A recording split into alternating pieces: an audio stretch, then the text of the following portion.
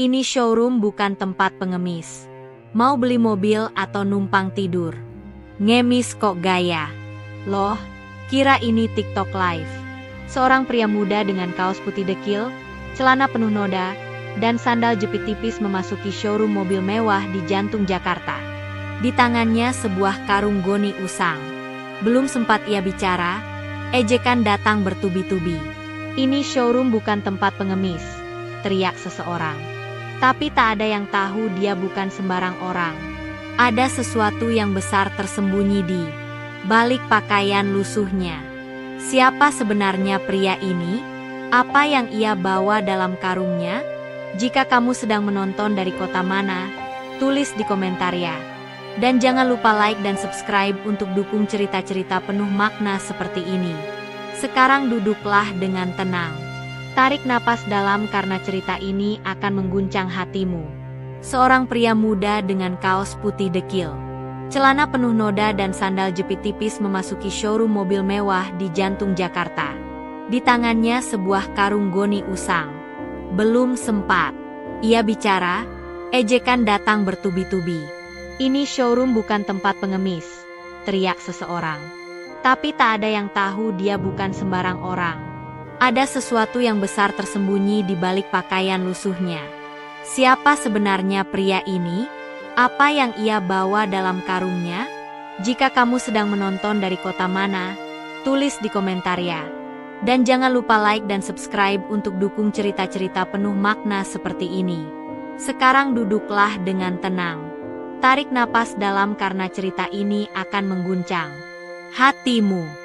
Pagi itu langit Jakarta cerah tanpa awan. Matahari memantulkan cahaya ke dinding kaca showroom BMW yang berdiri megah di kawasan Sudirman. Mobil-mobil mewah berjajar rapi di dalam ruangan berak dengan aroma kopi dan kayu manis dari bar kecil di sudut ruangan. Seorang pria parubaya berbaju batik mengangguk sopan pada seorang sales sebelum duduk di area tunggu sambil menyesap kopi susu pandan. Ruangan itu sunyi, elegan dan penuh ketenangan. Sampai pintu kaca terbuka dan masuklah seseorang yang membuat semua kepala menoleh bersamaan. Langkah kakinya pelan tapi mantap. Kaos putihnya dipenuhi noda kecoklatan. Celananya compang-camping. Di punggungnya tergantung tas goni besar. Tampak berat dan agak kotor. Pria itu berdiri di tengah ruangan. Matanya tertuju pada sebuah mobil BMW i8 berwarna hitam mengilap yang dipajang di tengah. Semua orang seolah menahan napas. Mas suara Pak Bowo saat pam showroom memecah keheningan. Ia buru-buru menghampiri pria itu dengan nada tegas. Showroom ini khusus pelanggan, Mas. Kalau cari sisa makanan, bukan di sini tempatnya. Pria itu menoleh. Wajahnya bersih meski ada sedikit keringat di pelipis. Sorot matanya tenang. Nyaris tidak bereaksi terhadap kata-kata kasar barusan. Saya cuma mau lihat mobil itu, katanya pelan, sambil menunjuk ke arah BMW i8. Beberapa pegawai mulai berbisik. Seorang wanita berpenampilan elegan yang duduk di sofa menutup hidung dengan sapu tangan. Aduh, baunya tolong dong itu gembel jangan dibiarkan lama-lama di sini. Bisa bikin showroom jadi tempat kumuh. Mas Rendra, salah satu sales senior mendekat dengan langkah santai. Senyum sinis tergambar jelas di wajahnya. Mas, itu mobil harganya 4 miliar lebih loh, katanya sambil menunjuk ke arah mobil. Jual botol berapa tahun baru bisa kebeli? Ya, tawa kecil terdengar dari beberapa pegawai lain. Tapi pria itu tidak tersulut. Ia hanya berjalan pelan mendekati mobil impiannya. Tatapan matanya terpaku pada desain futuristik mobil itu. Ada kilau kekaguman, tapi juga sesuatu yang lebih dalam seperti kenangan. Mas, jangan sentuh ya kaca. Mobilnya mahal. Bentak Pak Bowo melangkah cepat untuk menghalangi. Ini bukan pasar. Jangan semaunya. Pria itu berhenti. Tangannya yang sempat terulur kini menggantung di udara. Bahunya naik turun menahan napas. Tolong izinkan saya lihat dalamnya sebentar saja, katanya sopan. Kalau gitu panggil sekalian pemulung dari pasar belakang biar rame ay. Ujar Rendra sambil tertawa lebar. Beberapa pegawai ikut tertawa. Salah satu di antara mereka merekam dari jauh dengan ponsel. "Ngemis kok gaya," kata seorang wanita muda yang sedang melihat katalog. "Bilang aja pengen viral." Pria itu menunduk sebentar lalu mengangkat kepala lagi. "Saya nggak minta apa-apa. Saya datang ke sini bukan buat mengemis. Saya cuma ingin lihat." Wajahnya tetap tenang, tapi tangannya menggenggam erat tali karungnya. Seseorang mendekat dan menjambak lengan satunya. "Bawa uang berapa?" 1.000 R5000. Dia tidak menjawab, hanya menatap mobil itu lagi lalu berbalik ke arah Rendra. "Kalau saya mau beli cash boleh." Ruangan langsung terdiam selama beberapa detik, seolah semua sedang mencerna kata-katanya. Lalu suara tawa meledak lagi. Rendra bertepuk tangan pelan. "Wah, boleh banget dong. Asal tunjukin sekarang di sini biar semua percaya." Pria itu mengangguk pelan. "Saya tunjukin, tapi jangan menyesal ya." Langkahnya mundur pelan. Ia menurunkan karung goni yang sedari tadi digendongnya. Pegawai dan pelanggan mulai mendekat. Separuh penasaran, separuh mengejek. Beberapa mengira karung itu berisi kardus atau botol bekas. "Kalau isinya cuma sampah, keluar ya," ancam Rendra sambil mengangkat alis. Pria itu duduk di lantai showroom. Tangannya mulai membuka simpul tali karung dengan perlahan dan hati-hati. Suara plastik bergesekan terdengar samar. Sebagian orang mulai menutup hidung. "Ih, baunya!" desis Bu Ratna. "Ini showroom bukan TPS." Anak kecil yang tadi ikut duduk bersama ibunya menunjuk sambil tertawa. "Lihat, MA. Kalau nggak sekolah masa depan jadi kayak gitu, ya?" Pria itu tidak bereaksi. Ia tetap tenang membuka simpul karung. Keringat menetes dari pelipisnya. Satu simpul lagi. Di sudut ruangan Mbak Lestari, resepsionis muda yang sejak tadi hanya diam melangkah pelan mendekat. Ia membawa segelas air putih dan menaruhnya di lantai dekat pria itu tanpa berkata sepatah kata pun. Lalu ia kembali ke mejanya. Tiba-tiba Rendra membungkuk sedikit berusaha melihat isi karung lebih dekat. "Udah tunjukin aja. Show to time," katanya sambil tertawa puas. Pria itu hanya menatapnya sebentar. "Saya cuman ingin lihat harga dan minta penjelasan Lasing." "Lasing?" cibir salah satu pegawai. "Lu kira bisa nyicil karung?" Dia hanya tersenyum. "Kalau saya beli tunai boleh." Mata semua orang kembali tertuju pada karung itu. Mereka belum tahu, tapi mereka akan tahu. Rendra melangkah lebih dekat, mencondongkan tubuhnya. "Tunjukin sekarang, kita semua udah nggak sabar." Pria itu menunduk pelan lalu berkata dengan suara rendah namun jelas. "Saya tunjukkan, tapi jangan menyesal ya." Lalu ia mulai membuka simpul terakhir. Aroma plastik bukan sampah mulai tercium. Sudut kecil dari isi karung tampak. Bungkus plastik rapi, bukan botol bekas. Ruangan yang tadinya penuh tawa kini menjadi hening sesaat. Semua mata tertuju ke tangan pria itu dan Rendra yang masih berdiri paling depan tidak sadar bahwa dalam hitungan detik dia akan kehilangan senyumnya. "Ayo tunjukin uang cash sekarang biar kita percaya," kata Rendra. Dan itu adalah kalimat Cue Chong Ko Chung pertama. Suasana di dalam showroom BMW itu berubah dari canggung menjadi ricuh. Setelah pria berpakaian lusuh itu perlahan membuka simpul karungnya dan memperlihatkan sekilas isi dalamnya yang dibungkus plastik rapi. Bisik-bisik mulai terdengar dari berbagai penjuru. Beberapa pegawai menyipitkan mata, mencoba memastikan apa yang mereka lihat. Namun sebelum ada yang bisa berkata lebih jauh, suara tawar Rendra kembali menggema. Kali ini lebih keras dari sebelumnya. "Ayo dong buka semua biar kita ketawa bareng. Siapa tahu isinya mie instan expired," katanya sambil tertawa puas.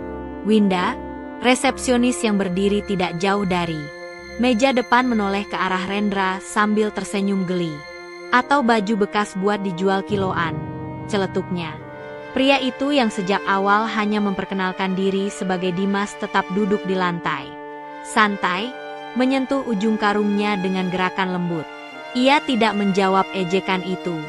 Tangannya hanya menggenggam tali plastik yang mengikat rapat isi karung seperti seseorang yang tengah mengurus barang berharga. Dari sudut matanya terlihat ketenangan yang tidak biasa. Bukan ketenangan seorang pengalah, tapi ketenangan orang yang tahu dirinya sedang diuji dan memilih tidak membalas dengan cara yang sama. Tiba-tiba segelas air mineral dari dispenser dilemparkan ke arahnya. Air itu membasahi lutut celana Dimas yang sudah kotor lebih dulu. Semua orang menoleh ke arah Winda yang hanya pura-pura tidak sengaja menjatuhkan gelas. "Maaf ya, licin tadi." "Ah," katanya datar lalu tertawa kecil. Rendra tertawa melihat aksi itu. "Udah deh, Mas, keluar aja nanti showroom jadi becek. Mobil bisa kotor," katanya sambil mengibas-ngibaskan tangan menyuruh Dimas menjauh. Dimas menatap karpet showroom yang kini sedikit basah. Ia tidak berkata apa-apa, hanya menarik nafas dalam lalu mengangkat kepalanya. "Saya cuma mau tahu harganya dan kalau ada brosur saya minta satu," katanya dengan suara lembut namun jelas. Beberapa orang yang berdiri tak jauh mulai tertawa lagi. "Harga buat apa, Mas? Mau ngutang?" Celetuk seorang pria muda yang sejak tadi merekam dengan ponselnya. "Ngerekam yang bagus ya, Mas. Siapa tahu nanti viral judulnya Gembel coba beli mobil mewah," sambung pria itu lalu terkikik puas. Orang-orang di sekitar mulai tersenyum. Beberapa bahkan tertawa. Di antara mereka seorang anak kecil menunjuk ke arah Dimas sambil berkata lantang kepada ibunya, "Ma, itu orang gila ya?" Ibunya menarik anak itu menjauh tapi tidak berkata apa-apa. Satu-satunya yang tetap diam sejak tadi hanyalah Mbak Lestari, resepsionis yang memberikan air minum di babak sebelumnya. Ia memperhatikan dari balik meja.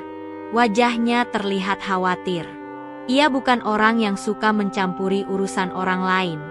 Tapi kali ini ada sesuatu dalam diri Dimas yang membuatnya ingin bersikap berbeda.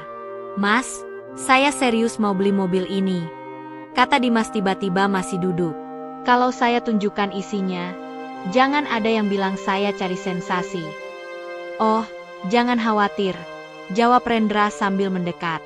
"Justru kami pengin hiburan. Udah siang belum ada closing. Kalau ada yang lucu-lucu bagus juga." Dimas perlahan berdiri. Ia meremas sisi karung dengan kuat, lalu meletakkannya kembali di lantai dengan hati-hati. "Saya sabar, tapi sabar juga ada batasnya," katanya pelan, hampir seperti berbicara kepada dirinya sendiri. "Pak Bo," si satpam yang sejak tadi hanya berdiri di belakang melangkah ke depan.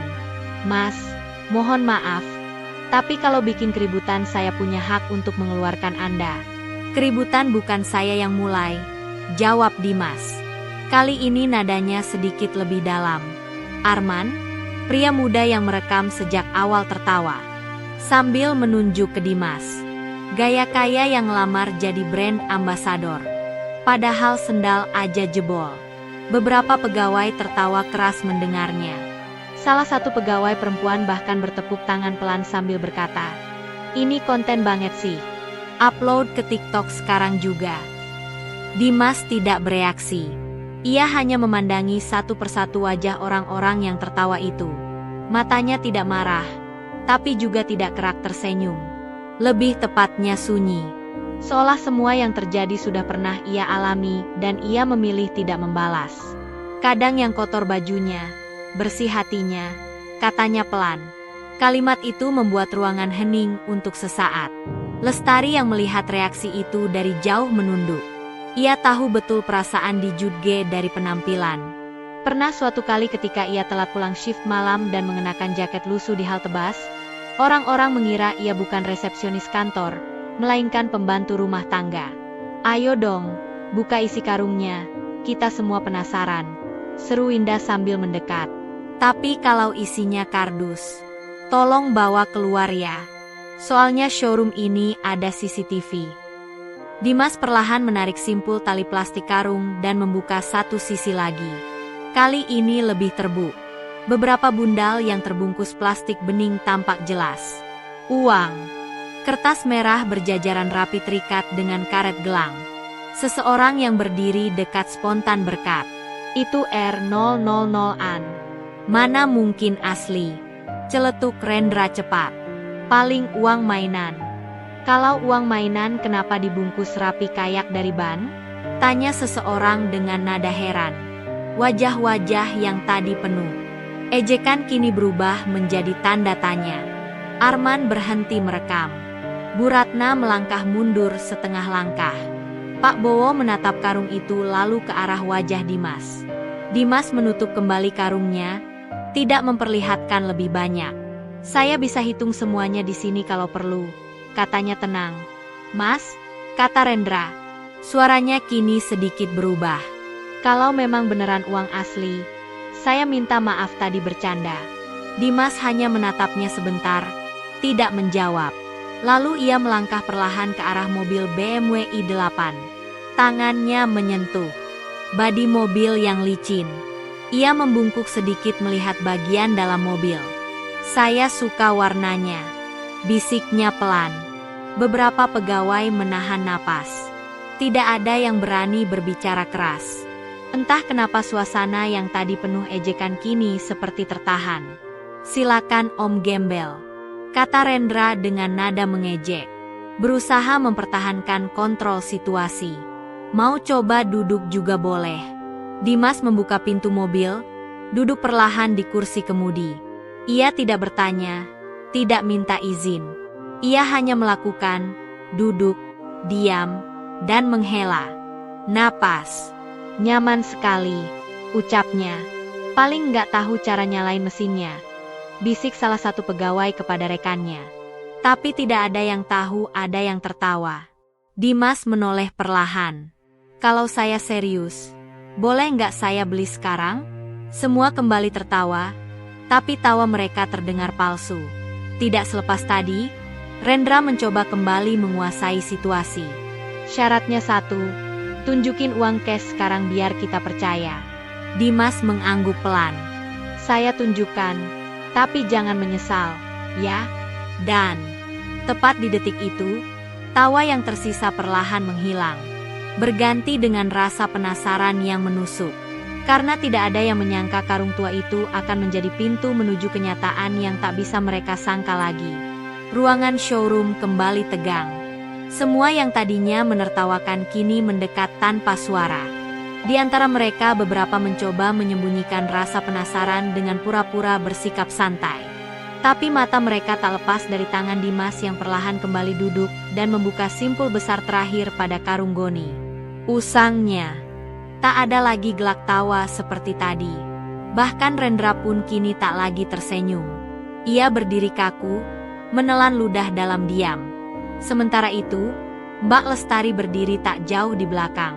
Tangannya menggenggam erat lembaran brosur BMW yang tadi sempat dijatuhkan karena gugup. Simpul terakhir terlepas dengan satu tarikan pelan. Bagian atas karung pun terbuka sepenuhnya. Tampaklah tumpukan uang tunai yang disusun rapi dalam plastik bening diikat karet gelang warna merah. Kertas 100.000-an berderet. Seperti barisan batu bata disusun dengan teliti. Tidak hanya 10 atau 20 ikat tapi puluhan. Dan semuanya tampak baru, bersih, tidak sobek, tidak kusut. Mereka bukan hanya uang, mereka adalah simbol diam-diam dari sebuah kebenaran yang sebentar lagi akan memukul wajah semua orang yang berdiri di sana. Seorang pegawai showroom yang berdiri paling dekat menoleh ke belakang dan berbisik pelan. Itu asli ya? Suaranya gemetar, nyaris tak terdengar. Seorang pria yang sedari tadi ikut merekam dengan ponsel. Menurunkan kameranya perlahan.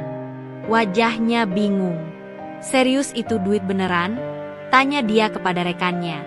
Tapi tak ada jawaban. Semua orang terdiam. Rendra mencoba bertahan. Bisa aja palsu kan? Katanya namun tak lagi terdengar yakin. Bu Ratna yang sebelumnya sangat vokal kini hanya menatap dengan mata terbuka lebar. Winda menyikut lengan Rendra. Berbisik cepat. Mas, kalau ternyata itu beneran gimana? Rendra tidak menjawab. Dimas menatap mereka dengan tenang. Saya sudah bilang dari awal saya ingin beli mobil ini, tapi saya diminta bukti. Jadi saya bawa bukti bukan janji. Tangannya tetap menggenggam sisi karung dengan lembut. Seolah yang ada di dalam adalah sesuatu yang lebih dari sekadar uang. Mungkin harga dirinya atau mungkin pelajaran yang ingin ia sampaikan. Pak Dedi, manajer showroom yang baru tiba karena dipanggil dari lantai atas melangkah masuk ke tengah ruangan. Ia mengenakan jas hitam dan nametak perak. Melihat kerumunan yang tidak biasa, ia mengernyit. Apa yang terjadi di sini? Tanyanya tegas. Rendra buru-buru menghampiri lalu berbisik dengan panik. Pak Dedi menoleh ke arah Dimas lalu ke karung goni yang terbuka. Matanya membulat. Ini uang. Dimas mengangguk uang tunai untuk membeli BMW i8. Pak Dedi mendekat pelan, menunduk sebentar untuk melihat isi karung. Beberapa detik ia diam lalu berdiri tegak. Mas, boleh saya tahu nama lengkapnya? Tanyanya dengan sopan. Dimas tidak langsung menjawab. Ia mengeluarkan dompet kecil dari saku celananya yang robek. Dari dalamnya ia menarik satu kartu nama. Berwarna putih mutiara dengan cetakan huruf emas. Ia tidak langsung memberikannya. Ia memandangi semua orang satu persatu. Sebelum saya serahkan ini, katanya, saya mau tanya, kalau saya pakai batik mahal dan sepatu kulit, apakah kalian akan menyambut saya dengan senyum? Tidak ada yang menjawab. Bahkan Pak Dedi pun hanya diam. Kalau saya datang dengan mobil Alphard dan sopir pribadi, apakah saya akan langsung disuguhi kopi dan brosur? Masih tak ada yang menjawab. Dimas mengangkat bahu pelan. Sayangnya saya tidak suka basa-basi. Saya hanya ingin lihat bagaimana orang memperlakukan seseorang yang tidak mereka kenal tanpa status, tanpa merek. Lalu ia menyodorkan kartu nama itu ke tangan Pak Dedi. Pria itu membacanya pelan kemudian membelalak. Dimas Arya Putra, pendiri dan direktur utama PT Arka Nusantara, gumamnya. Seorang pelanggan di sudut ruangan langsung bereaksi. Saya pernah baca di majalah Forbes Indonesia. Dia pernah masuk daftar pengusaha muda paling berpengaruh tahun lalu. Winda menutup mulutnya. Rendra melangkah mundur perlahan. Bu Ratna memalingkan muka seolah ingin menghilang dari tempat itu. Lestari masih berdiri membatu, tapi matanya kini berkaca-kaca.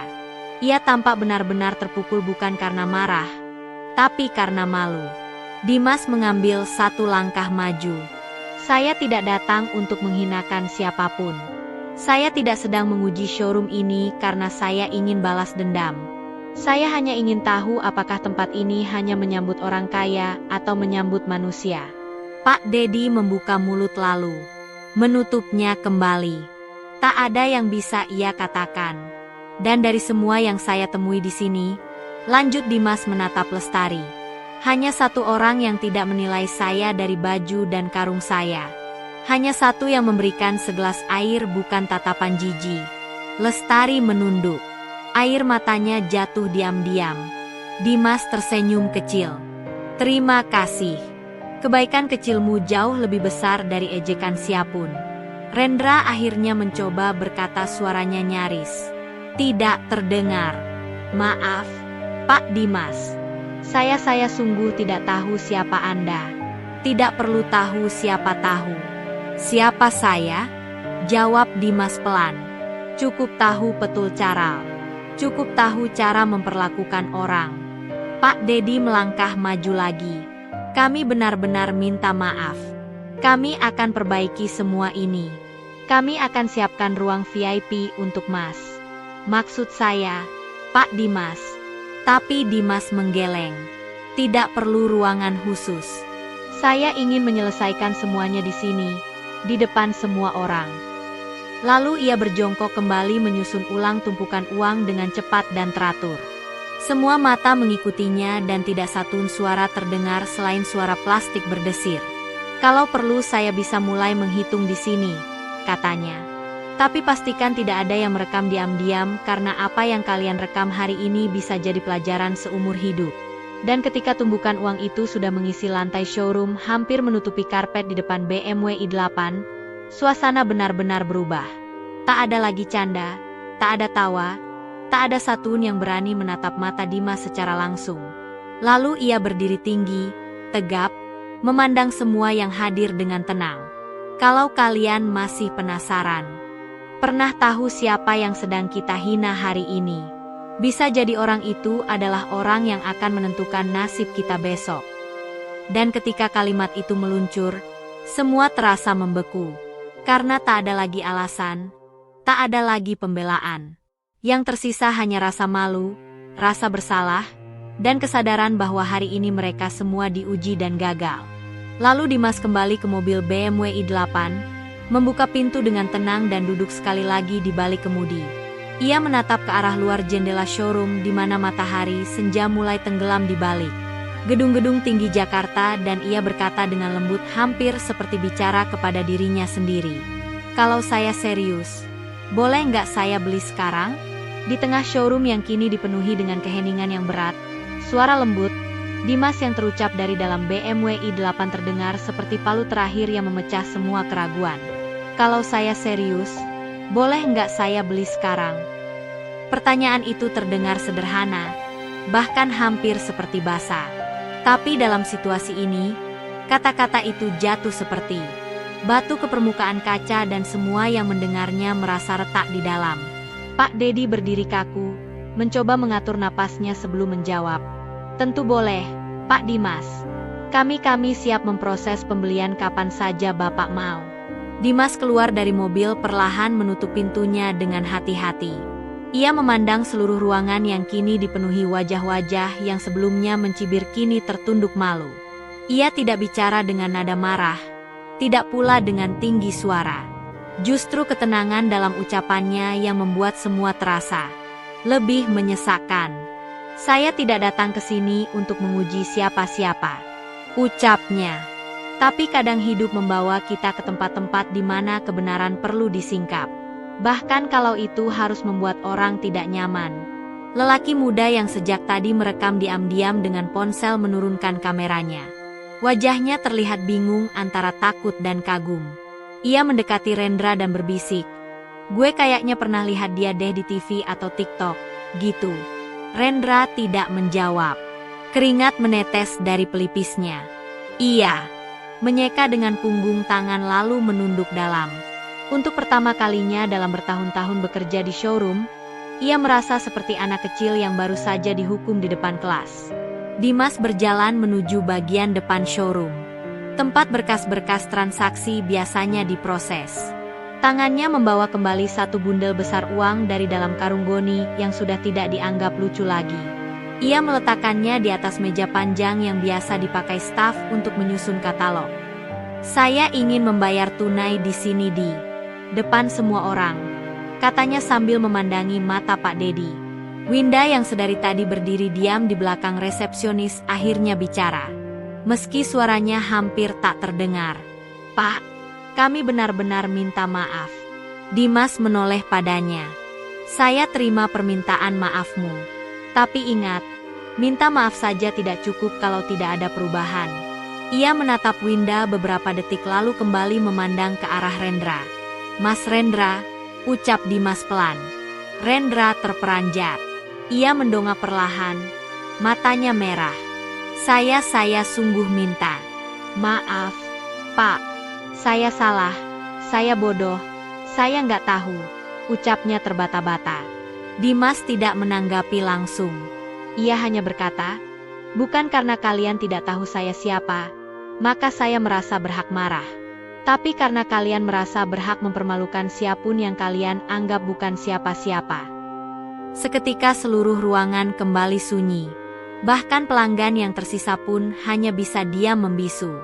Mereka semua menyaksikan pelajaran berharga bukan soal uang atau mobil mewah, tapi tentang nilai manusia. Pak, Diidi melangkah maju. Tangannya gemetar ketika ia mulai memanggil beberapa staf untuk menyiapkan dokumen. Pak Dimas, mungkin lebih nyaman kalau prosesnya dilakukan di ruang privat. Katanya berusaha menjaga martabat showroom. Tapi Dimas menggeleng. Tidak perlu, saya ingin membayar di sini agar semua yang tadi melihat saya dihina, kini juga melihat bagaimana saya membayar penuh bukan hanya mobil ini, tapi juga harga diri saya. Rendra akhirnya bangkit dari tempat duduknya. Berjalan pelan ke arah Dimas. Ia membungkuk dalam-dalam. Tolong, Pak, jangan laporkan saya ke kantor pusat. Saya butuh pekerjaan ini. Saya punya keluarga. Dimas memandangnya sejenak lalu mengangguk. Saya tidak datang untuk membalas dendam. Saya datang untuk memberi pelajaran. Tapi pelajaran tidak akan berarti kalau kamu tidak berubah. Rendra mengangguk cepat. Matanya berkaca-kaca. Mbak Lestari yang sejak tadi hanya berdiri dengan wajah terharu tiba-tiba dipanggil oleh Dimas. Mbak, katanya lembut. Saya ingin kamu bantu hitung uangnya. Lestari kaget. Saya, Pak.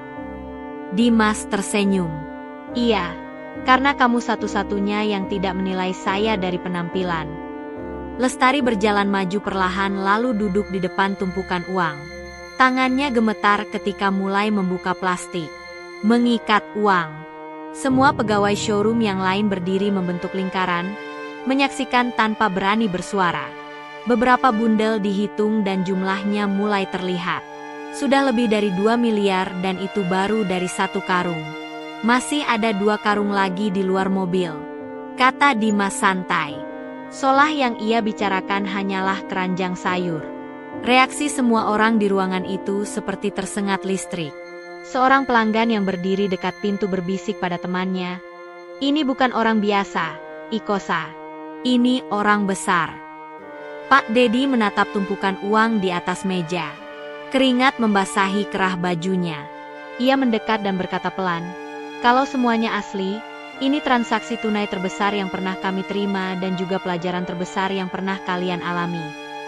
Jawab Dimas tenang. Bukan tentang angka, tapi tentang adab. Seorang pria tua yang sebelumnya duduk sambil membaca brosur, akhirnya berdiri dan mendekat. "Saya ingin bersalaman dengan Anda, Pak. Saya malu tadi ikut menilai Anda dari jauh." Dimas menyambut uluran tangannya. "Tidak apa-apa, Pak. Yang penting kita tidak mengulangi kesalahan-kesalahan yang sama." Tak lama kemudian, proses pembayaran selesai. Mobil BMW i8 resmi menjadi milik Dimas Arya Putra. Kunci mobil diserahkan langsung oleh seorang sales junior yang tampak sangat gugup tapi juga bangga. Ia menyodorkan kunci dengan 2 tangan membungkuk pelan. "Selamat Pak Dimasi. Ini kunci mobil Anda." Dimas menerimanya lalu berkata pelan, "Terima kasih. Tapi yang lebih penting, saya harap showroom ini mulai membuka hati. Bukan hanya pintu kaca." Semua pegawai berdiri membungkuk. Tidak ada yang bicara. Beberapa menunduk dalam. Bu Ratna yang sebelumnya paling nyaring bicara, hanya bisa berjalan keluar showroom dengan wajah tertutup kipas tangan. Ia tidak menyapa siapapun, tidak menoleh, tidak berani. Dimas melangkah pelan ke arah pintu keluar. Ia masih mengenakan kaos dekil dan sandal jepit. Tapi kini semua yang melihatnya tahu itu bukan tanda kelemahan, melainkan pilihan. Pilihan untuk menunjukkan bahwa nilai manusia tidak ditentukan dari tampilan. Sebelum keluar, Dimas berhenti sejenak lalu menoleh ke arah Lestari. "Gunakan uang itu baik-baik untuk pendidikanmu atau keluargamu." Lestari menangis lalu mengangguk pelan. "Terima kasih, Pak. Saya nggak akan lupa." Dimas tersenyum. Kebaikan tidak pernah sia-sia. Ia keluar dari showroom sambil membawa 1 bondel uang yang tersisa di tangan, lalu membuka pintu BMW E8 dan masuk. Di luar orang-orang mulai berdatangan penasaran dengan keramaian tadi. Beberapa pelanggan yang baru datang hanya bisa menatap pria lusuh yang duduk tenang di balik kemudi mahal. Seorang remaja yang berdiri di trotoar berbisik pada temannya, "Itu bukan gembel, itu pelajaran." Dan saat mesin mobil menyala lembut, semua orang tahu mereka baru saja menjadi bagian dari sesuatu yang akan mereka ceritakan sepanjang hidup. Dengan daru lembut mesin BMW Alpan yang mulai menjauh dari showroom, suasana di dalam bangunan kaca itu tetap belum kembali normal. Meskipun mobil mewah itu telah meluncur keluar, keheningan yang tertinggal justru lebih bising dari segala ejekan yang sebelumnya pernah terdengar. Para pegawai berdiri kaku, sebagian menunduk dalam, sebagian mencoba menahan tangis, dan sebagian lagi terpaku menatap pintu keluar yang kini terasa seperti gerbang ke dunia baru. Dunia yang baru saja mengajari mereka tentang harga diri, tentang adab, dan tentang siapa sesungguhnya Dimas Ara itu. Pak Dedi masih berdiri di dekat meja panjang tempat tadi. Dimas meletakkan bundel uang. Tangannya menyekap peluh di pelipis yang tak kunjung kering. Ia menarik napas panjang lalu berkata dengan suara pelan, "Kita semua harus berubah. Hari ini bukan hanya tentang penjualan, ini tamparan." Kalimatnya menggantung di udara menggetarkan hati yang mendengarnya. Winda yang sebelumnya terlihat paling lantang, kini terduduk lemas di kursi resepsionis. Matanya sembab memandang kosong ke arah luar. Ia menggumam, "Saya rasa saya nggak akan pernah melupakan wajahnya. Bukan karena dia kaya, tapi karena dia tidak balas dendam." Lestari yang kini memegang selembar uang R000 sebagai ucapan terima kasih terakhir dari Dimas, berdiri perlahan dan menatapnya. Itu bukan hanya wajah orang kaya, itu wajah seseorang yang besar hatinya. Dia mempermalukan kita dengan cara paling elegan. Ia menatap uang di tangannya dan aku akan menyimpannya bukan untuk dibelanjakan, tapi sebagai pengingat. Di luar showroom, Dimas memarkirkan mobilnya di depan sebuah warung kecil. Ia turun membuka pintu dan disambut oleh seorang ibu tua yang duduk di bangku kayu mengenakan kebaya lusuh dan sandal bolong. "Nak, Dimas, jadi juga beli mobilnya?" tanya sang ibu sambil tersenyum. Dimas mengangguk. "Sudah, Bu, alhamdulillah." Ia duduk di sebelah ibunya lalu membuka dompet kecil dari sakunya dan menyerahkan selembar foto tua. "Ini foto Bapak. Aku taruh di dashboard mobil baruku supaya beliau tetap menemani kemanapun aku pergi." Sang ibu mengusap air mata yang mengalir pelan. "Bapakmu pasti bangga sekali, Nak. Bukan karena kamu punya mobil mahal, tapi karena kamu nggak pernah melupakan siapa dirimu." Dimas menatap jalanan di depan mereka lalu berkata, "Aku cuma pengen orang-orang tahu, Bu, bahwa bukan semua orang yang kelihatan miskin itu tak berharga dan bukan semua yang tampak kaya itu pantas dihormati." Sementara itu di showroom, satu demi satu pegawai berkumpul di ruang rapat kecil. Pak Dedi memimpin pertemuan darurat. Bukan untuk membahas target penjualan, melainkan untuk menyusun ulang nilai-nilai dasar pelayanan mereka. "Mulai hari ini," ucapnya tegas, "semua orang yang masuk showroom ini akan kami sambut dengan senyum. Tak peduli mereka pakai sandal atau sepatu kulit. Tidak akan ada lagi penilaian dari penampilan. Hari itu menjadi hari perubahan, tidak ada pesta, tidak ada perayaan. Tapi yang terjadi jauh lebih penting, kesadaran.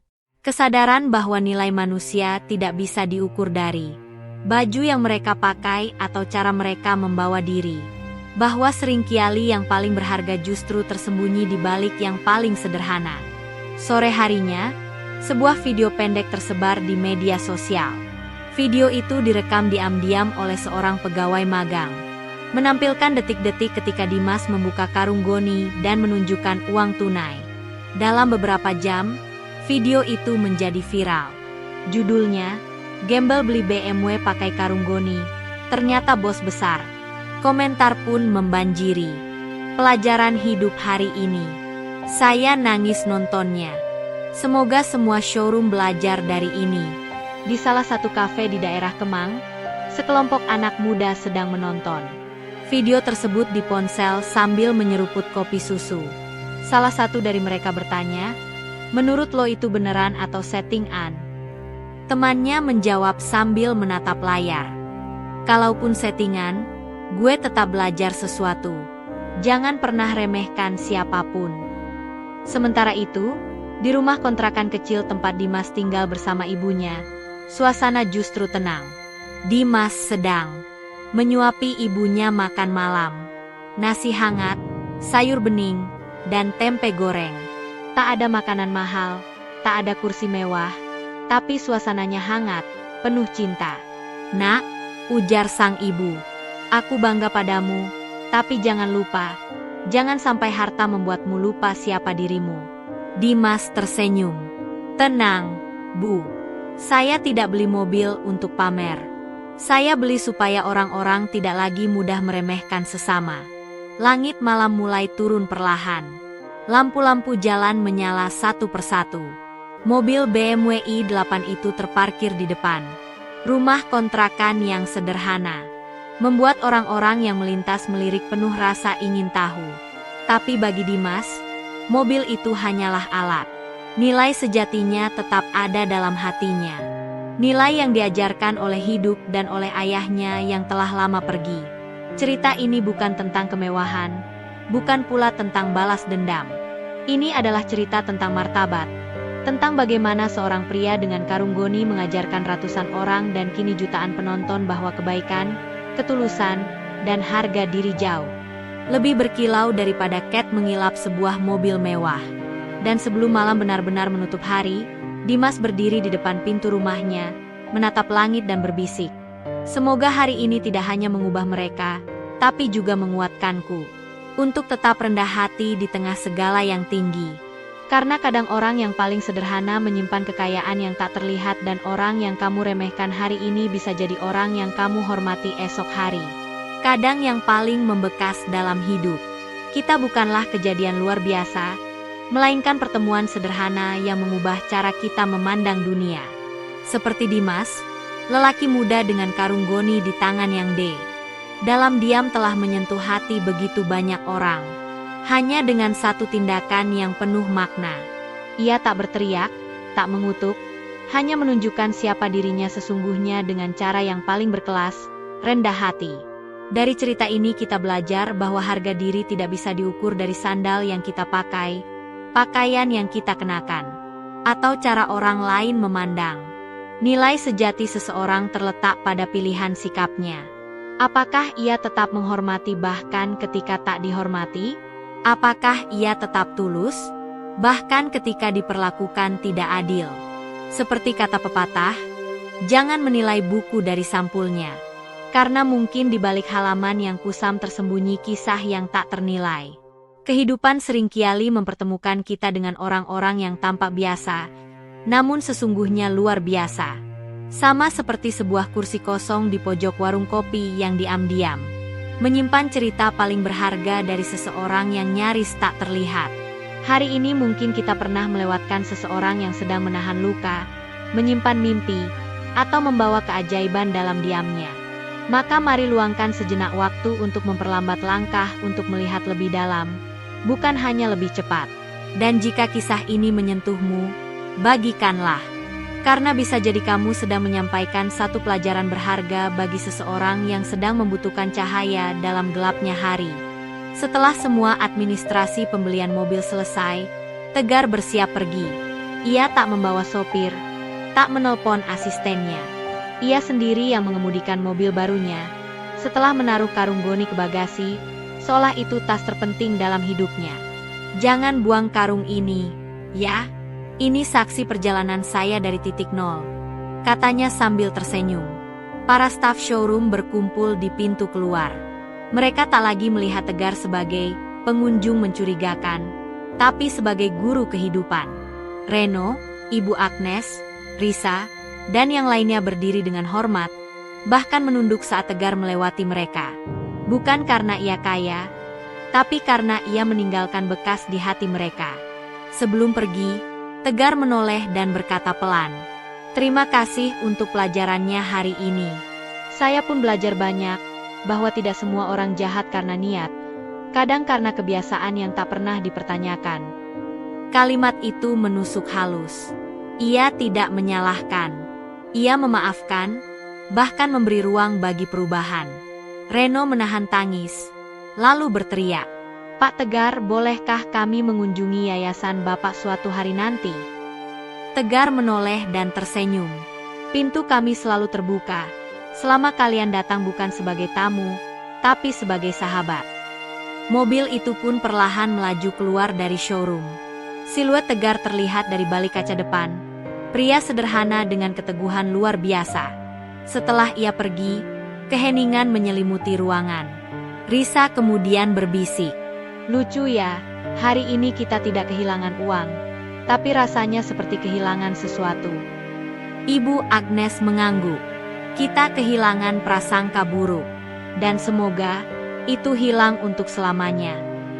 Hari itu bukan Tegar yang berubah, tapi mereka. Dan mungkin, seperti kata pepatah bijak, seringkali malaikat datang bukan dengan sayap, tapi dengan sandal jepit dan karung goni. Tegar telah pergi, tapi pelajaran darinya akan tinggal di hati mereka selamanya.